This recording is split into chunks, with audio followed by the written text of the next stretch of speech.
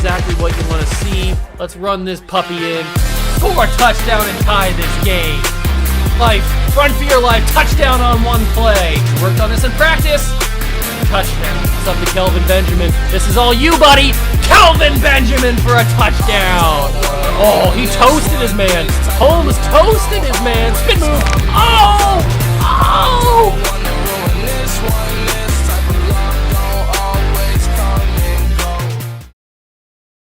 Okay, guys. We gotta talk. We gotta talk. Now, I know there's probably a lot of people clicking on this video because it's an Ohio State fan who just watched their team lose yesterday, and now they want to hear the Ohio State fan cry. They want to see how I'm gonna spin this into something positive. Well, I'm not gonna spin this into something positive. If you clicked on this video because you want to see an Ohio State fan cry or try to blame the system or blame something else for the reason the Buckeyes lost yesterday, that's not going to be this video. I pride myself on being a fan of any team. Doesn't matter if it's NFL, college, NBA, MLB, doesn't matter, NHL. It doesn't matter what fan I am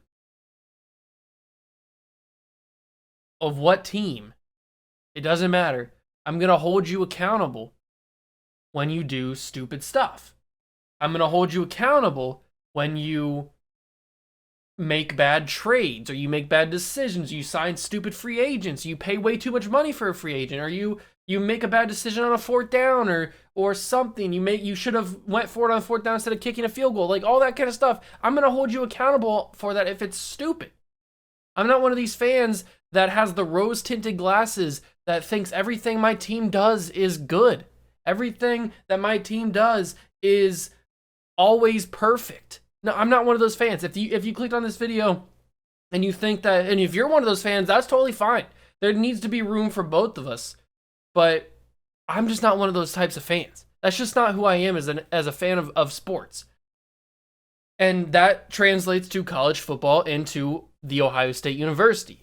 So if for some reason you guys aren't aware, the Ohio State Buckeyes played number 12 Oregon on Saturday at noon. And let's just say it did not go very well. From the beginning, from the absolute beginning, Ohio State was outmatched. And why were they outmatched? Let's take into account, let's not forget the fact that Oregon's two best defensive players, Kayvon Thibodeau and Justin Flo, were not playing. Two perennial first-round picks, probably even top 10, maybe top 5. Some people are saying Thibodeau is going to be number 1. So, two perennial first-round picks not playing on defense for Oregon. But did they need those guys? Apparently not. Apparently they didn't need them. They had Penny Sewell's brother, Noah Sewell. I'm assuming, I shouldn't say it's his brother because I don't know, but I'm guessing it is. They had just an amazing defense. I think they had a guy that was like playing safety or corner that was named McKinney or something. I don't remember exactly what his name was, but it was just...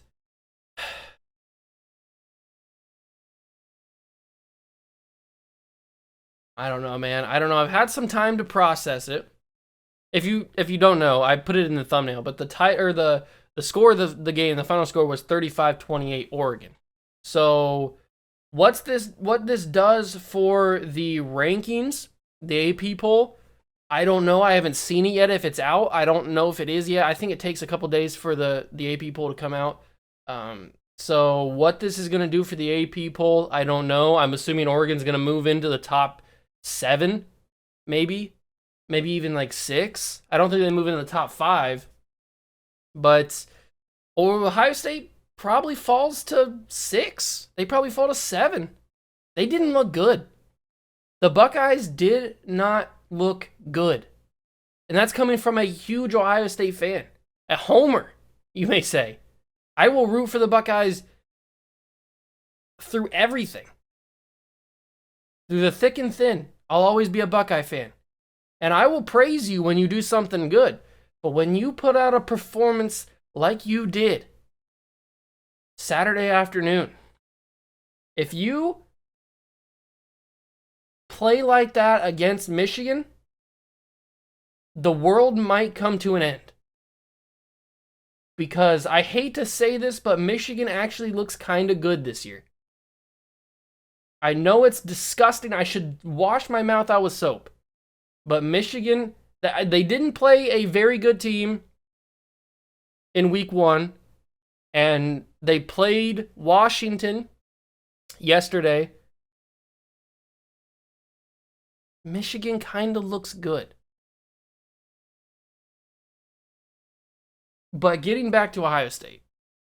So, the problem a lot of people may think is CJ Stroud. But in fact, CJ Stroud was not the main issue. He wasn't a solution. CJ Stroud didn't play very well, but he didn't play bad enough to lose this game.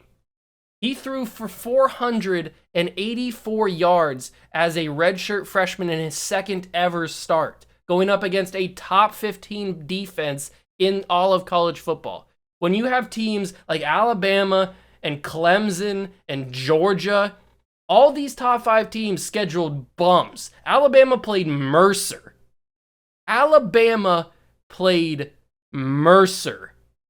Do you even know where Mercer is? I bet you don't. Auburn played a bum school. And no offense to these schools, but in the realms of college football, I'm sure they're all very highly academic and very, very proud of their heritage and stuff. But in the terms of college football, these teams are bums. So Alabama schedules Mercer. The Buckeyes, the better program, schedules a top 15 program in Oregon. And yes, at the time, they didn't know they were going to be top 12. They didn't know they were going to be the 12th ranked team, but they knew that it's Oregon. It's a brand name. If you say Oregon Ducks, you know who that is. If you say Mercer, you think that's some sort of disease. Like, what are you talking about? So, the Buckeyes, when they scheduled this, knew it was going to be a tough game. And if you didn't know, college teams in football and basketball schedule opponents like 10 years out or 5 years out. So these games were scheduled half decade ago. When Oregon was a pretty decent team back then, they made the college football playoff and the national championship in 2014, lost to the Buckeyes, but still made the playoffs and went to the championship. That was the Marcus Mariota year. So, getting back to the game. I'm getting off on a rant. Getting back to the game. The reason they lost was not because of C.J. Stroud. Yes, C.J. Stroud struggled. He had an interception. He took a couple bad sacks. He missed a couple potential touchdown throws. He has a lot of work to do. But that is what you expect from a freshman redshirt that's playing in his second ever football game in college. Literally his second ever game. Starting. In front of I don't know if it was sold out. There was rumors that they had like 10,000 unsold tickets or whatever in the shoe, but a basically sold out shoe in Columbus at big noon kickoff. The spotlight is on you. And he went out there threw three touchdowns and almost 500 yards. He has to work on his throws. His accuracy is not where it needs to be. And that can be worked on. He does have the jitters. He does get ahead of himself. He gets a little bit too excited, a little bit too amped up. He overthrows some passes. He's got to work on that, but that can be ironed out by the end of the season. But these people on Twitter and around the media saying that the Buckeyes need to scrap CJ Stroud after 2 games because he's not perfect are absolutely crazy. You can't back away. If you scrap CJ Stroud, what does that do for his mental state? What do you think that does to the guy? That he's 19 years old. You're going to break this man's spirit if you bench him after 2 games. So the people, they just need to stop talking. Because you're not going to bench CJ Stroud. He's a college freshman who needs to work through these issues. It's a good learning experience. Not everybody can be Trevor Lawrence, who comes in and doesn't lose a regular season game in the history of his time as a starting football player. So not everybody can be like that. You need to have some trials and tribulations. You need to have some losses, some bad losses to work through. It makes you a better person in general, but it also makes you a better football player. So this is actually a good thing. Now, I'm not saying, take this with a grain of salt. It's a good thing the Buckeyes lost because it helps CJ Stroud's development. It shows him that he's not unbeatable. It shows him that he's not ready yet. He needs to keep developing. He's not perfect yet, which nobody thought he was to start with, but he's got all the makings, all the talent is right there, just needs to be molded. But the real problem of this team and of this game has been for the past 2 seasons, maybe even more, is this defense. That defense was god-awful. I almost threw up in my mouth watching that defense. They got exposed on every level. There was no pressure on the quarterback from the defensive line, and the defensive line is supposed to be their strong suit. It's been like that for a decade. Joey Bosa, Nick Bosa, Chase Young. Now it's supposed to be Zach Harrison and all these other guys that fill in. Where was the pressure? The Oregon quarterback stood there. He could have knit a sweater. He could have read a book, took a nap, brewed some tea. He could have done literally anything. He could have went back to Eugene, Oregon, on foot,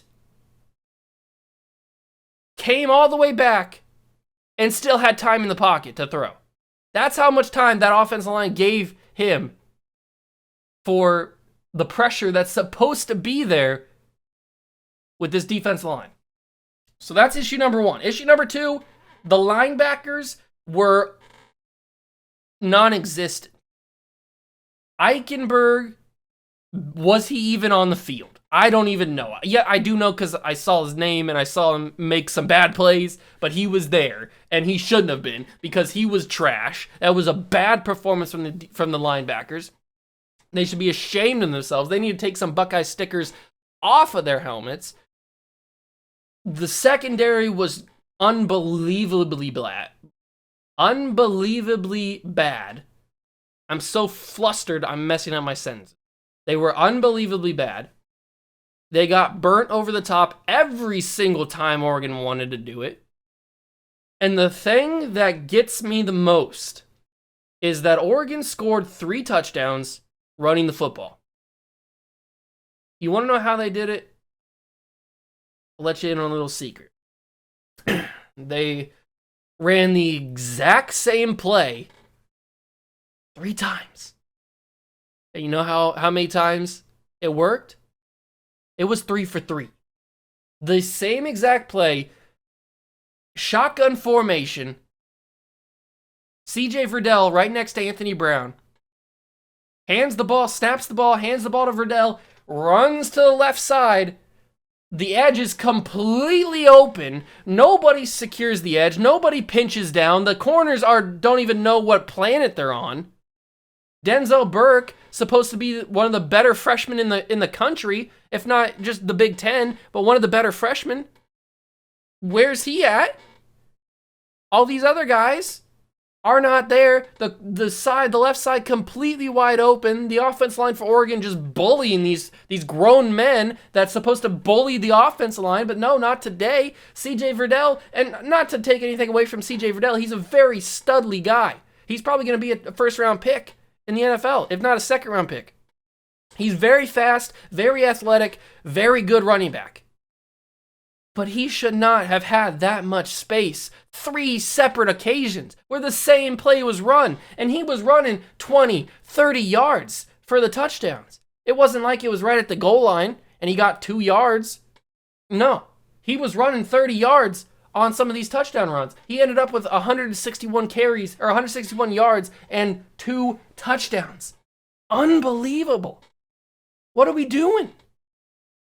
The corners, if you go back and watch some of the highlights of that game, and you watch the 2 C.J. Verdell runs, which is the exact same run, the corners that are on that side, that are supposed to hold that edge and seal that edge so that he can't escape and get out there, they run to the line, but for some reason, they don't play the outside. They play the inside. They run into the linebackers that are pushing from the other side, and it's just a whole traffic jam mess. And C.J. Verdell's saying bye-bye, Tyreek Hill, peace, because he's gone. He's 30 yards down the field, and these guys are figuring out what they're doing. It's unbelievable the garbage that was put out for this team. This is not what the Ohio State Buckeyes are. This Ohio State, yes, this is a very different Ohio State team from teams in the past. There's no stud quarterback. There's no stud defensive player like there has been in the past. But this team has probably the best wide receiver core in the entire country. They have some of the best 5-star athletes to ever come through Ohio State and some of the best 5-star athletes to ever come through a college program. And this is the outcome. Now, I'm not usually a guy that advocates for a position coach to be fired or to be relieved of duties, but Kerry Combs as the sole defensive coordinator is not the move. He ain't that guy. You're not that guy, pal. You're not that guy.